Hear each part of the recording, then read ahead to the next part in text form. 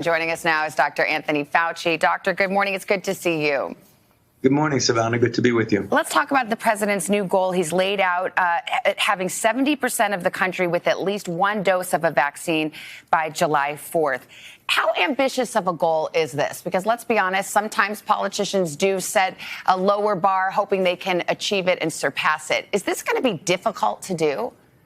Well, it's an ambitious goal, Savannah, but I do believe we're going to reach that goal. When you get a smaller cohort of people to be vaccinated, because remember, we already have a substantial proportion of the population vaccinated. When that cohort gets smaller, it gets more difficult to get people on a daily basis. And that's the reason why the strategy, as you mentioned a moment ago, has changed a bit. As opposed to the mass vaccination centers, it's going to be more walk-in type, where you can walk into any of a number of the tens of thousands of pharmacies that are going to have the vaccine readily available for somebody. Walks in, no appointment, make it as easy as possible to get vaccinated. And in that context, I think we're going to get there.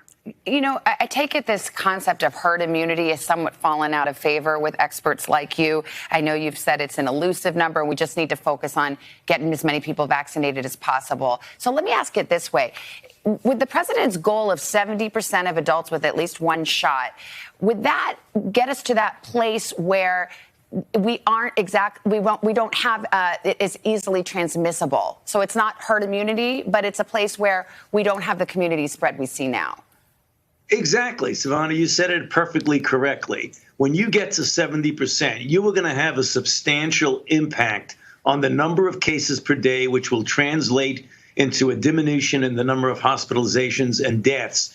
And you will see that what we can do in society, the kind of guidelines that are restrictive at a certain level, are going to be much more liberalized, and people will be able to really approach getting back to some form of normality. It might actually be the herd immunity number or not, since we don't know, as you correctly said, what that number is. Rather than getting fixed on a particular number, let's just get as many people vaccinated as we possibly can, as quickly as we can. And setting a 70% goal of adults with one shot by the 4th of July is an ambitious but nonetheless attainable goal. It is expected that adolescents 12 to 15 are going to be cleared for the vaccine. How soon do you think that will happen, and what impact will that have on this outbreak?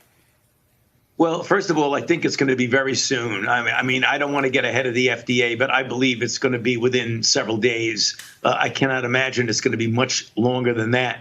The impact will be, remember, when we had previous discussions, Savannah, we were talking about the spread of infection, that adolescents, kids 12 to 15 years old, because of the way they congregate together and their social interactions, have a greater chance of spreading infection.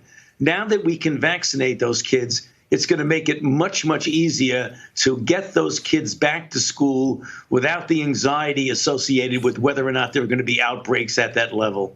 And let me stay on the subject of kids, because summer camps are coming up, and a lot of parents are looking forward to sending those kids out and hoping they have a great summer, since they weren't able to last summer.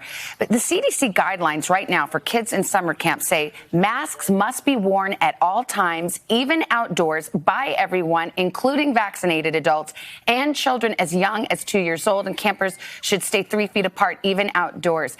My question to you is, given what research shows about transmission outside, about the low risk of serious illness in children, are these CDC guidelines excessive?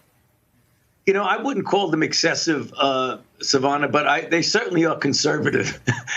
and I think what you're going to start to see is really in real time continually reevaluating that for its practicality.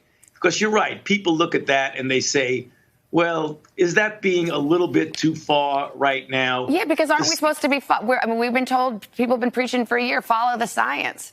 The science doesn't suggest those CDC guidelines are too sensible for little kids outside in 90-degree heat running around with masks. Yes, Savannah, you've asked me that question a couple of times before. I'm asking for two kids named Vale and Charlie, age 6 and 4. Yeah, well, you're right. The CDC makes decisions based on science. They will continually reevaluate that. You're right. It looks a bit strict, a bit stringent, but that's the reason why they keep looking at that and trying to, reevaluate on literally in real time whether or not that's the practical way to go. In the few moments we have left, we've seen real reopening states, the Northeast here looking to reopen everything essentially May 19th. Disneyland is open again. Some Vegas casinos are open again. Are you comfortable with the pace of reopenings that you see right now? Well, it depends because you've mentioned a lot of different ones, and there's a lot of heterogeneity and differences between the different places that you mentioned. The only general message that I will say is that just do not declare victory prematurely. If you have a considerable amount of infection dynamics in your community, be careful, pull back, but pull back carefully and slowly.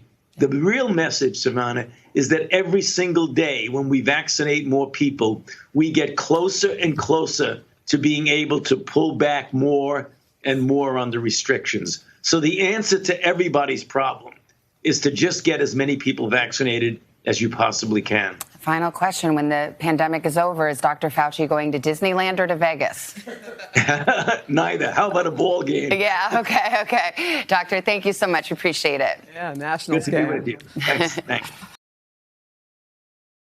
Hey, thanks for watching our YouTube channel. Find your favorite recipes, celebrity interviews, uplifting stories, shop our favorite deals, and so much more with the Today app. Download it now.